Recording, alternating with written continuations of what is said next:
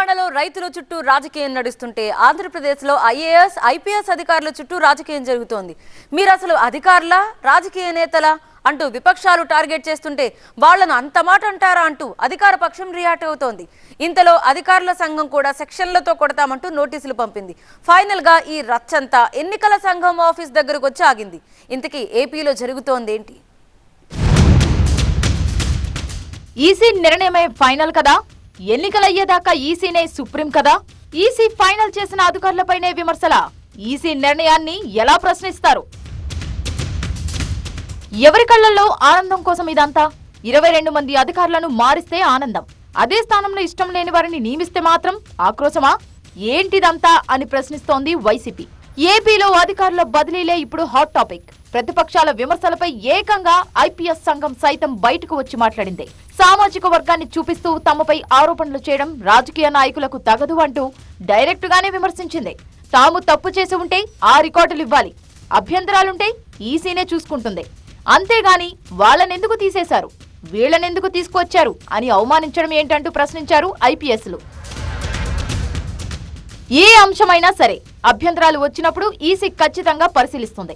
ఎవరు ఫిర్యాదు చేసినా సరే ఎన్నికలు సజావుగా సాగాలి కాబట్టి కొత్త అధికారుల కోసం చీఫ్ సెక్రటరీని సంప్రదిస్తుంది. సీఎస్ కూడా 3 చొప్పున పేర్లు ప్రతిపాదిస్తారు. ఆ 3 ఎవరిని నిర్ణయించాలన్నది పూర్తిగా ఎన్నికల సంఘం నిర్ణయం. ఈసీ నిర్ణయమే అల్టిమేట్. కానీ సీఎస్ పంపించిన జాబితాపైనే విమర్శలు గుప్పిస్తున్నాయి ప్రధాన ప్రతిపక్ష పార్టీలు. ముఖ్యంగా బీజేపీ స్టేట్ చీఫ్ పురంధరేశ్వరి ఈసీకి రాసిన లేఖలోని అంశాలపై తీవ్ర అభ్యంతరాలు వ్యక్తమవుతున్నాయి. ఆ 22 మందిని బదిలీ చేయాలంటూ లేఖ రాయడం పురంధరేశ్వరి హక్కు కావచ్చు, కానీ ఆ అధికారి పేరు వెనుక 2 అక్షరాలున్న విషయం గమనించాలి అనడం, ఆ అధికారిని ఫలానా సామాజిక వర్గానికి చెందిన వ్యక్తిని పెళ్లి చేసుకున్నారని ప్రస్తావించడం, ఇవన్నీ ఎందుకని క్వశ్చన్ చేస్తున్నారు అధికారులు. చివరికి ఎన్నికల విధులకు సంబంధమే లేని అధికారులను సైతం మార్చాలి అనడంలో అర్థమేంటని డైరెక్ట్ గానే విమర్శిస్తున్నారు. ఎన్నికలప్పుడు అధికారులపై ఈసీ చర్యలు తీసుకోవడం, ట్రాన్స్ఫర్లు చేయడం చాలా కామన్. కానీ ఈసారి జరుగుతున్నది మాత్రం డిఫరెంట్ అనే వ్యాఖ్యలు వినిపిస్తున్నాయి. గతంలో ఈ పద్ధతులు ఇంత దారుణంగా అధికారులపై కక్ష పెంచుకున్న సందర్భాలు ఉన్నాయా అని ప్రశ్నిస్తున్నారు. వైసీపీ ప్రతిపక్షంలో ఉన్నప్పుడు ఎప్పుడూ ఈ స్థాయిలో ఫిర్యాదులు చేయలేదని ఆ పార్టీ నాయకులే గుర్తు చేస్తున్నారు. ఎన్నికల సంఘాన్ని స్వతంత్రంగా పనిచేయనీయకుండా చేయాలనే కుట్ర జరుగుతోందని ప్రతిపక్షాలపై విమర్శలు గుప్పిస్తోంది అధికార పక్షం. ఎవరిని తీసేయాలో, వారి స్థానంలో ఎవరిని నియమించాలో పురంధేశ్వరి ఎలా చెబుతారు అంటూ నిలదీశారు పేర్ని నాని. మరిది కళ్లలో ఆనందం కోసమే బరితెగించి పోలీసు ఉన్నతాధికారులు 22 మంది మీద ఈ రకమైనటువంటి తప్పుడు ఫిర్యాదు, ఇది బరితెగింపు కాక ఏమంటారు? వదిన గారి బరితెగింపు కాక ఏమంటారు దీన్ని? ఆ తండ్రిని చంపినప్పుడు మరితో చేతులు కలిపారు. ఇవాళ పేదలందరిపై పెత్తందారులు చేసేటువంటి పోరాటంలో మరి తరపున మళ్లీ బయలుదేరే వకాలు తప్పుచుకుని.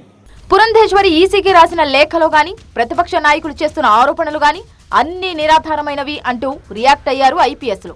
పురంధేశ్వరి చేసిన ఆరోపణలన్నీ అవాస్తవాలు అంటూ ఐపీఎస్ల సంఘం తీవ్రంగా ఖండించింది. అటు సీఎస్ జవహర్ రెడ్డి కూడా ప్రతిపక్షాల కామెంట్స్ పై రియాక్ట్ అయ్యారు.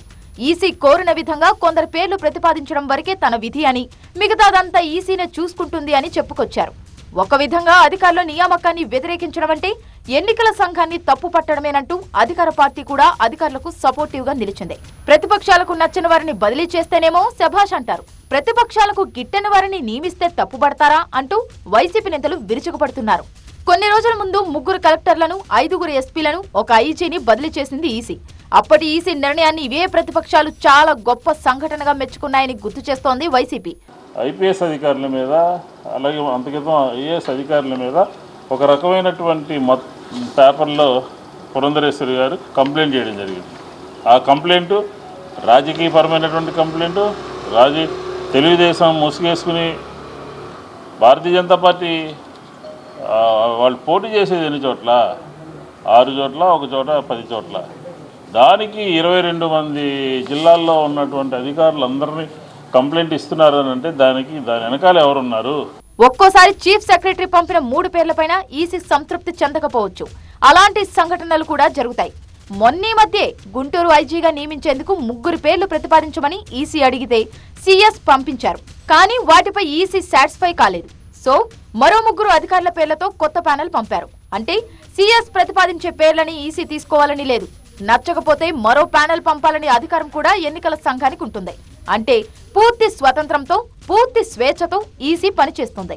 తన విచక్షణ అధికారంతో తీసుకున్న నిర్ణయాన్ని ప్రకటిస్తుంది కూడా. అంత ఎక్సర్సైజ్ చేసి తాజాగా కొందరు అధికారుల నియామకాన్ని ప్రకటిస్తే చివరికి ఈసీ నిర్ణయాన్ని క్వశ్చన్ చేస్తారా అని మండిపడుతున్నారు అధికారులు. అయితే తాము విమర్శించింది ఈసీ నిర్ణయాన్ని కాదని స్పష్టంగా చెబుతోంది ప్రతిపక్షం. సీఎస్ పంపిన పేర్లు, ఆ పేర్ల ఎంపిక విధానాన్నే తాము ప్రశ్నిస్తున్నాం తప్ప ఎన్నికల సంఘం తీసుకున్న నిర్ణయాన్ని కాదంటోంది. అది ఐపీఎస్ ఆఫీసర్స్ ఇచ్చిన లేఖ కాదు.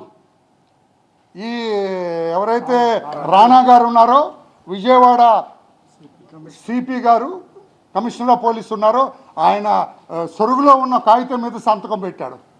There was no meeting held by association. IPS officers association meeting జరగలేదు. నేను అడుగుతున్నా, ఎప్పుడు జరిగింది చెప్పమానండి.